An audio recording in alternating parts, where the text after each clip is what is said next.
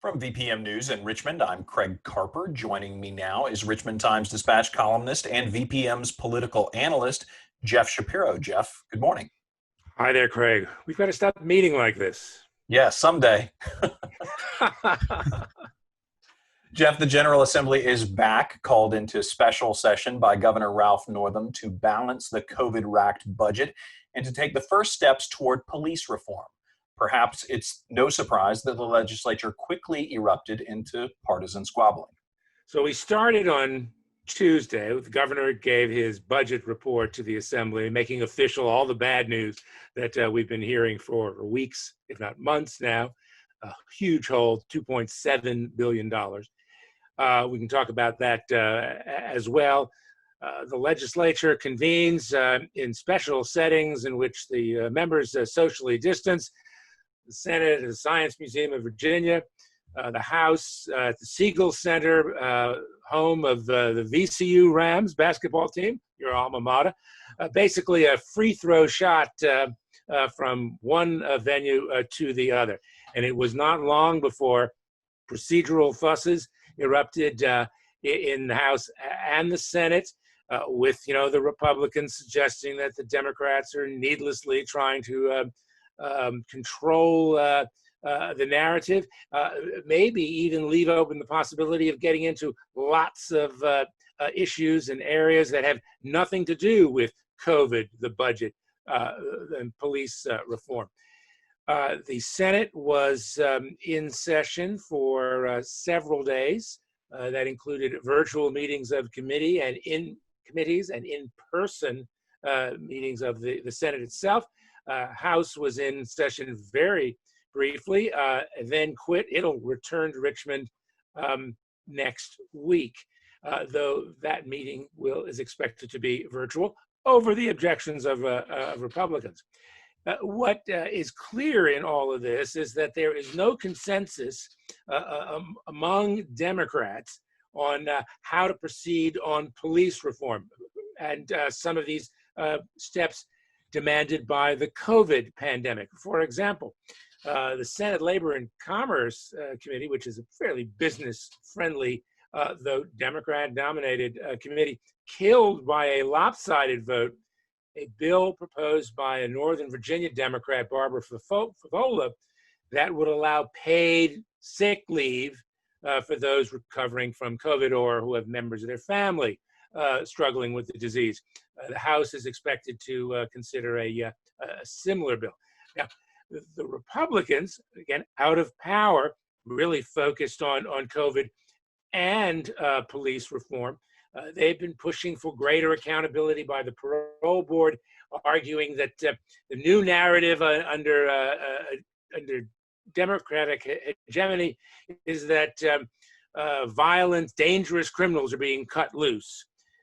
Republicans are also demanding that in this budget balancing plan, that money be moved around to the public schools, making it easier for them to reopen safely. This is a big talking point for the former speaker and a retired school teacher, Kirk Cox, also an all but official candidate for governor in 21. And by the way, Terry McAuliffe has officially filed with the State Board of Elections to run for a second term as governor in 2021, of course, a Democrat.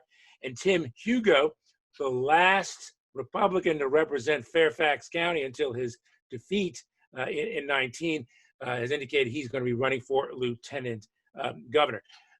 Back to the current governor. So Northam lays out this plan for closing this hole in the budget. He's talking about giving up, as Doug Water would call them, the niceties.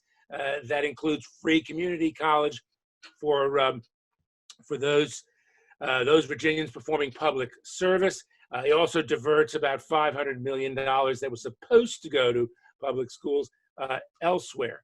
It's interesting, in this special session setting, particularly on police reform, Northam is not as strong a presence as, say, other governors have been. Jerry Baliles was a strong presence in 1987 when the legislature was coming up with new ways to finance transportation. George Allen, a Republican in '94, a strong hand when the legislature convened to all but do away with parole. I suspect here Northam is trying to give himself maximum flexibility, and also given his special sensitivity on racial issues, read blackface calamity, he's going to be particularly aware of the concerns of Black legislators. Speaking of Black legislators, one of the state's most powerful Black politicians has been charged with a felony for her supposed role in the toppling of a Confederate statue in her hometown. The allegations against Senator Louise Lucas are raising a lot of questions, including whether this case has only to do with politics. Now, Senator Lucas is among a who's who of community and political leaders who have been charged by the city's police chief. This includes, for example, the head of the local chapter of the NAACP.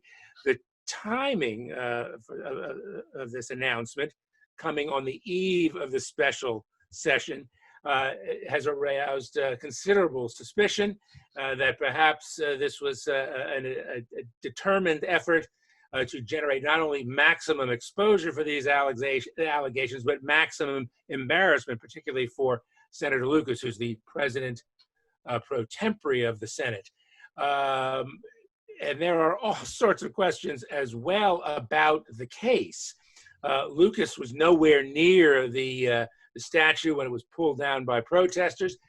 The city prosecutor, who's not involved in the case, apparently is identified as by the police chief as a witness to all of this. So everyone in Richmond political circles, particularly in Richmond political circles, and that includes Terry McAuliffe, Democratic legislators.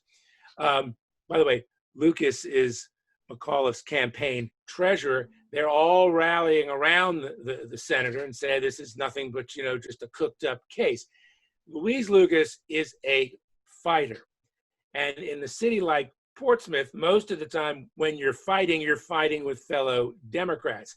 And over the years, Louise Lucas has battled, it seems, with everyone, the Commonwealth's attorney, the mayor, city council. In 1991, when she was first elected to the Senate, Lucas tells this stories, her enemies on city council, she was a member at the time, first Black on city council, all pushed for her election to the legislature just because they insisted they had to get her out of the way, or at least this is the story that Louise Lucas tells.